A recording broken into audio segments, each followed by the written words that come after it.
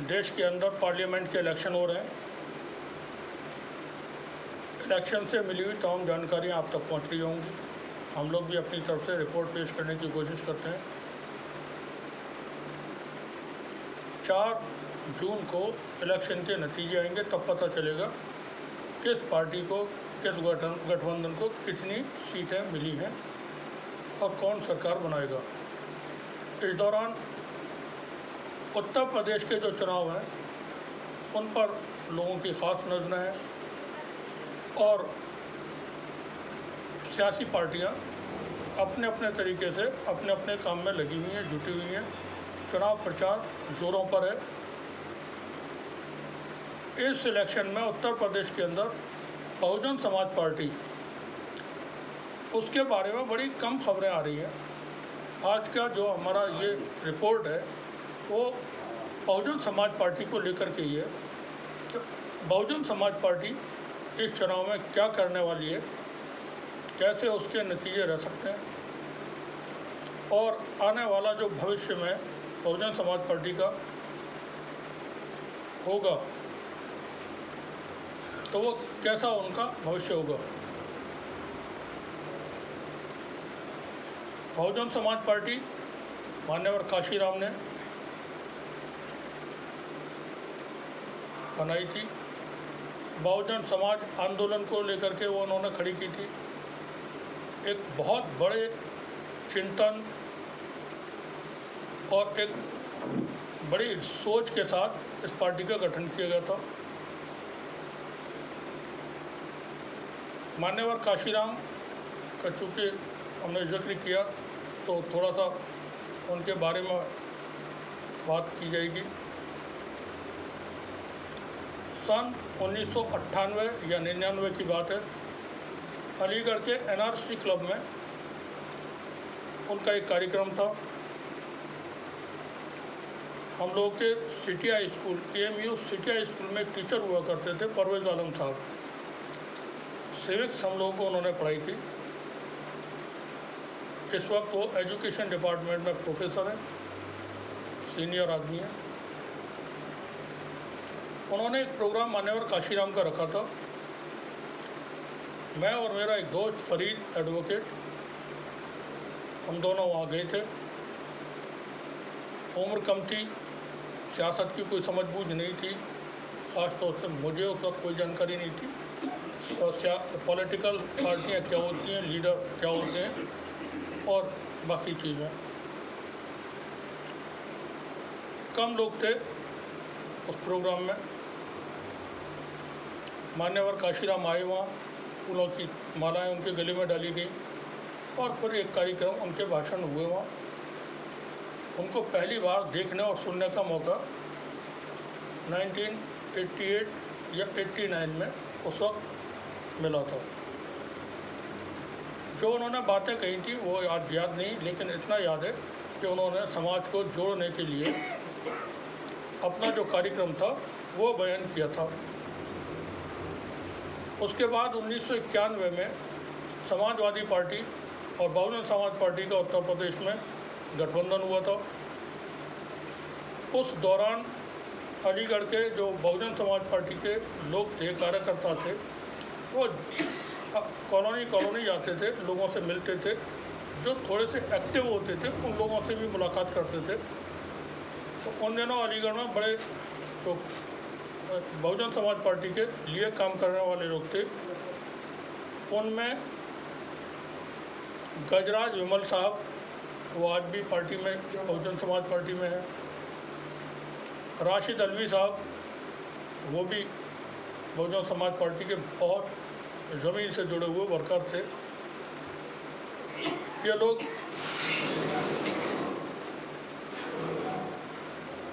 हमारी तरफ आया करते थे।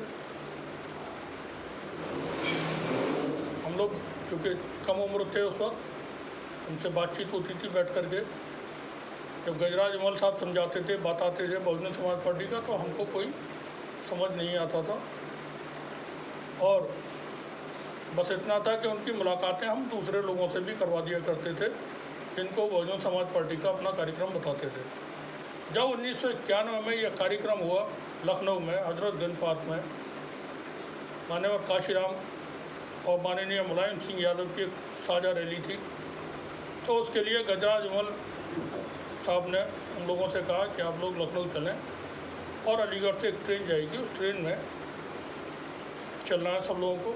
तो 30, 40, 50 लोगों को हम लोगों ने अपनी तरफ से साथ किया और ट्रेन में हंसते खेलते हुए यहाँ से वहाँ पहुँचे। स्टूडेंट थे उस वक्त, कोई पॉलिटिक्स से उस वक्त कोई वास्ता नहीं था, बस ये था जर्नी हो जाएगी, घूमना फिरना हो जाएगा, चलते हैं। तो साथ में फरीद था और मोहल्ले के मेरे अपने कई सारे लोग थे। लखनऊ पहुँचे। लखनऊ की सड़कों पर जहाँ नज़र जा रही थी सिर्फ मुलायम सिंह यादव और काशीराम के बड़े बड़े पोस्टर, वो कपड़े के बैनर हुआ करते थे उन दिनों, और पोस्टर उनके लगे हुए थे, बड़े बड़े बैनर थे। वो पेंटर हाथ से लिखा करते थे उन दिनों, प्रिंटिंग का काम बाद में शुरू हुआ था। हजरतगंज पार्क में पहुंचना हुआ, भीड़ इतनी थी कि हम लोग मंच के आसपास भी नहीं पहुंच पाए। दूर से ही थोड़ा सा जो सुनने को मिला वो सुना, क्या कहा उन्होंने क्या नहीं कहा कोई समझ में नहीं आया था, क्योंकि हम लोग तो एक तरह से पिकनिक के तौर पर गए थे। मैं और फरीद कार्यक्रम जब ख़त्म हुआ तो उसके बाद हमारा एक दोस्त था एसएन मुस्तफ़ा रिजवी, उसके फादर एसएसपी लखनऊ, एसएसपी एटा और कई जिलों में वो बड़ी पोस्टों पर रहे थे। तो हम लोगों का क्लासमेट था। लखनऊ पुलिस लाइन पहुँचे, उसके घर पे पहुँचे, एसएन के साथ लखनऊ के कई सारे जगहों पर वो हम लोगों को घुमाने ले गया। साथ में आइसक्रीम वगैरह खाई, शाम को खाना खाया और वो स्टेशन पर हम लोगों को छोड़ने के लिए भी आया।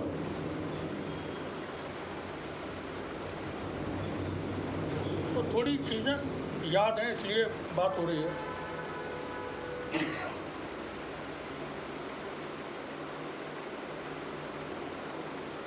इस इलेक्शन में बहुजन समाज पार्टी के बारे में कम बातें हो रही हैं।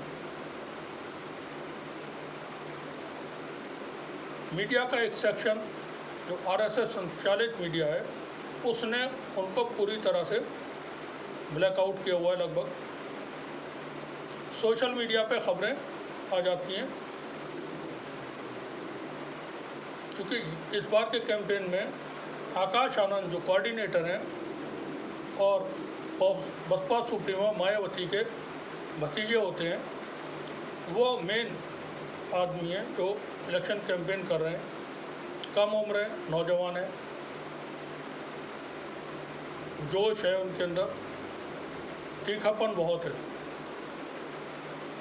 जिस तरह का बसपा सुप्रीमो के अंदर एक वक्त में अंदाज हुआ करता था, तीखापन हुआ करता था, वैसा अभी आकाश आनंद के अंदर देखने को मिलता है।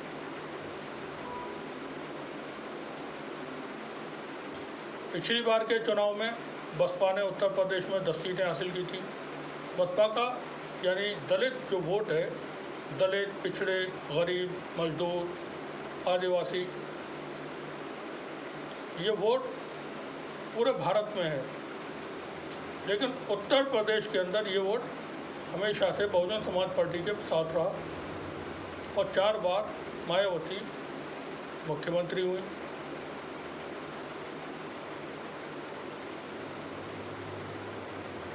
चौथी बार में जब वो मुख्यमंत्री बनी 2007 में, तो वो उनकी पूर्ण बहुमत की सरकार थी, पहली मर्तबा पूर्ण बहुमत की सरकार बनी थी। वहाँ से वो बहुत ज़्यादा कॉन्फिडेंट हो गई।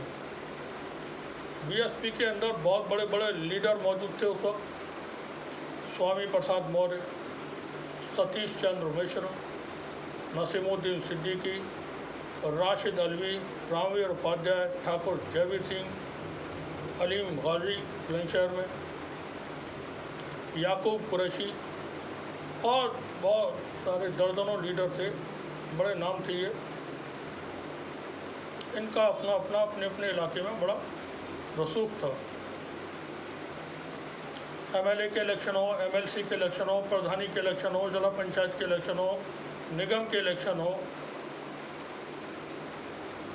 ये लोग वहाँ पर पार्टी को जीत हासिल कराते थे।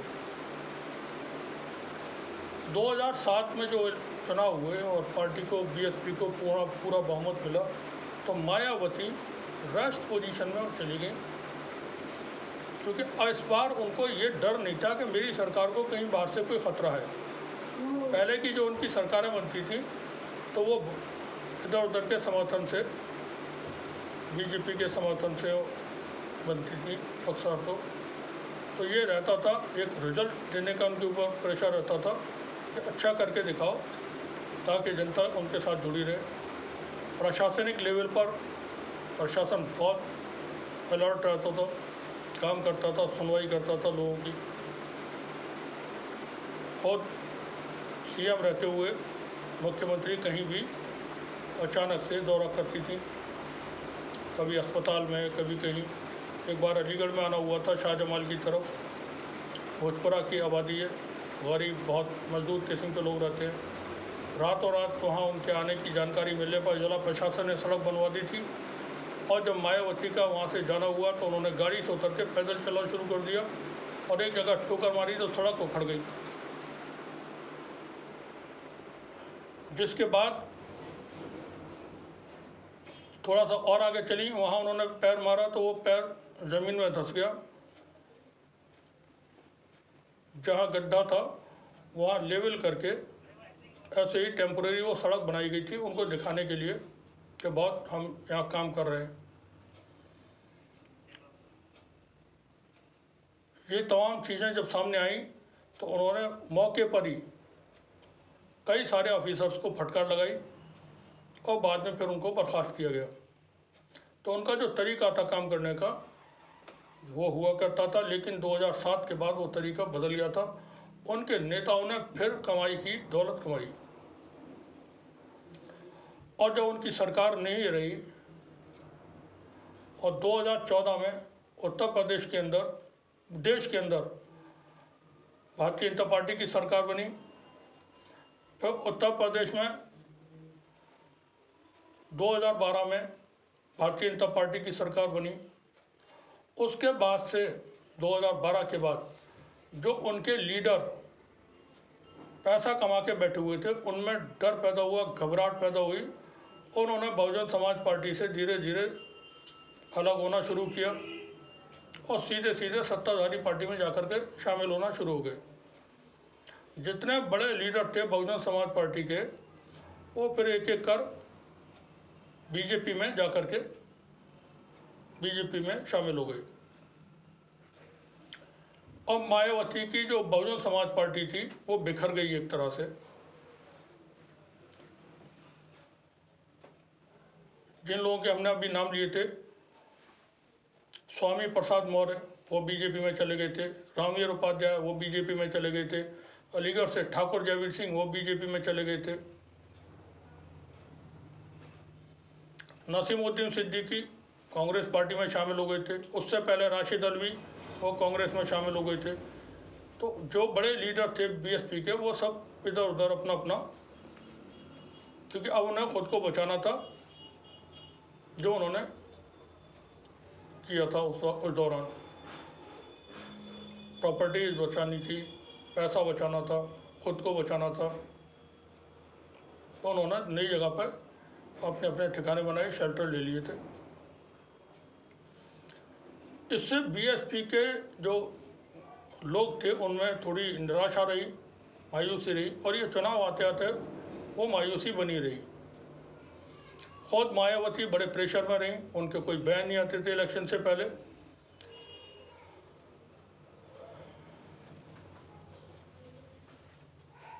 क्योंकि उनके ऊपर भी प्रेशर ईडी, आईटी, सीबीआई इन तमाम चीज़ों का था। यहाँ तक कहा जाता है कि उनको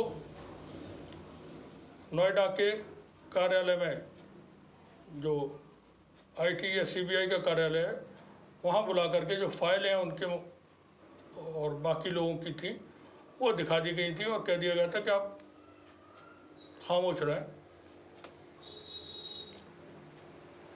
अब ये जब चुनाव चल रहे हैं इसलिए हम बहुजन समाज पार्टी के बारे में यहाँ पर बात कर रहे हैं। इस चुनाव में बहुजन समाज पार्टी का क्या हाल रहेगा और उसके बाद क्या हाल रहेगा। पिछली बार 10 सीटें जीती थी, मुमकिन ये है कि इन सीटों में कुछ कम हो जाएं इस चुनाव में। जो अभी तक की सूरत हाल है उसके मुताबिक हम ये बात कर रहे हैं। बढ़ भी सकती है, सियासत है, कुछ भी हो सकता है।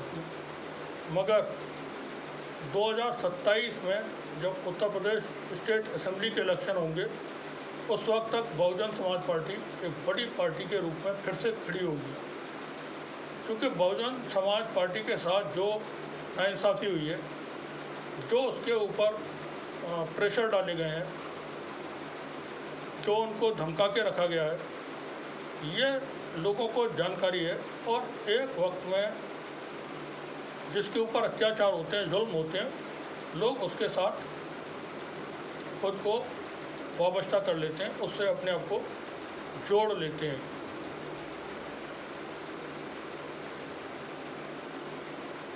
अक्सर लोग उस शख्स के साथ अपनी हमदर्दियाँ रखते हैं जिसके ऊपर जुल्म होता है। तो यहाँ पर यह संदेश हर जगह है कि बहुजन समाज पार्टी के ऊपर जुल्म हुआ है।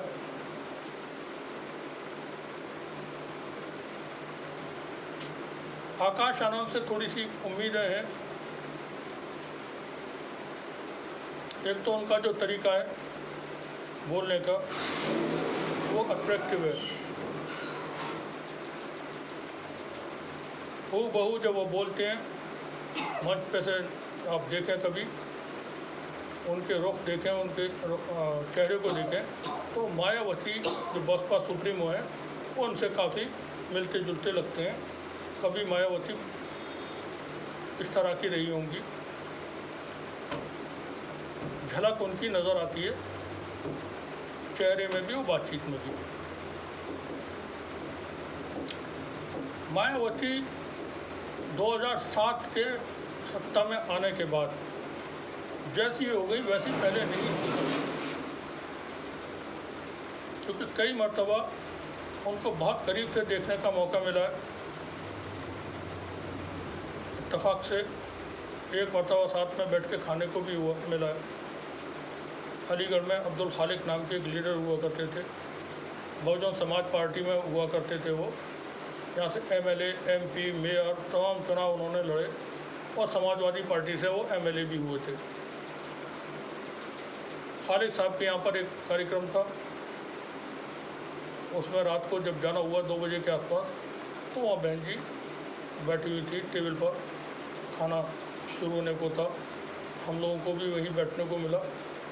पहली नज़र में देखा, लेकिन ये एहसास नहीं हुआ कि जो सामने है वो मायावती खुद हैं। लेकिन गौर से देखने पे मालूम हुआ कि मायावती है, कोई बनावट नहीं थी, बहुत सादा सिंपल। उनकी गरज भी वहाँ नहीं थी, नीचे शायद रहे होंगे। तो उनका एक कैरिज्मेटिक कैरेक्टर था पॉलिटिक्स में। और मान्यवर काशीराम का जो आंदोलन था उसकी ताकत थी उनके साथ में, वामसेव की ताकत थी। दलित, वंचित, अल्पसंख्यक, आदिवासी, ये उनका कोर वोट था। लेकिन उससे जब मायूसी मिली वोटर को, तो वो वोटर अलग हुआ। थोड़ी सी गलतियाँ 2014 के इलेक्शन में, 2012 के इलेक्शन में मायावती से भी हुई, जब उन्होंने अपने कैडर को संकेत दिए कि आप वोट कहाँ करेंगे। ये तमाम बातें फिर चारों तरफ फैल जाती हैं। अब जैसा हमारा अपना निजी तौर पर मानना है, इस इलेक्शन के बाद बहुजन समाज पार्टी बहुत तेज़ी के साथ रिवाइव करेगी। आप देखेंगे कि उनका जो नेटवर्किंग है वो बहुत फास्ट हो जाएगी। लोगों के सेंटिमेंट्स बसपा की तरफ हो रहे हैं। अभी जैसे अलीगढ़ में चूँकि चुनाव हो चुका है, यहाँ पर एक उम्मीदवार को उन्होंने घोषित किया, बिल्कुल डमी उम्मीदवार था, लेकिन उसको कुछ प्रॉब्लम हुए मेडिकल, तो उसने अब वो नहीं लड़ा। फिर दूसरे उम्मीदवार को घोषित किया गया। दूसरे उम्मीदवार से भी एक पार्टी जो बहुत ताकतवर है, बहुत दौलत है, जिसके पास उसके संगठन की बहुत बड़ी ताकत है, उन्होंने संपर्क किए, मनाने की कोशिश की, उनको प्रलोभन भी दिए। अब ये चीज़ें लोगों में आम है कि इस तरह का हुआ है। बहुजन समाज पार्टी अलीगढ़ में कुछ नहीं करने जा रही है, लेकिन बीएसपी की तरफ लोगों का रुझान अब हो रहा है। मायावती के साथ जो सरकार के दौर में हुआ है, प्रेशर पॉलिटिक्स उनके साथ हुई है, ब्लैकमेलिंग उनके साथ हुई है, यह आम जनता को जानकारी है। जनता बीएसपी की तरफ यहाँ से टर्न करेगी, ऐसा हमारा अपना मानना है।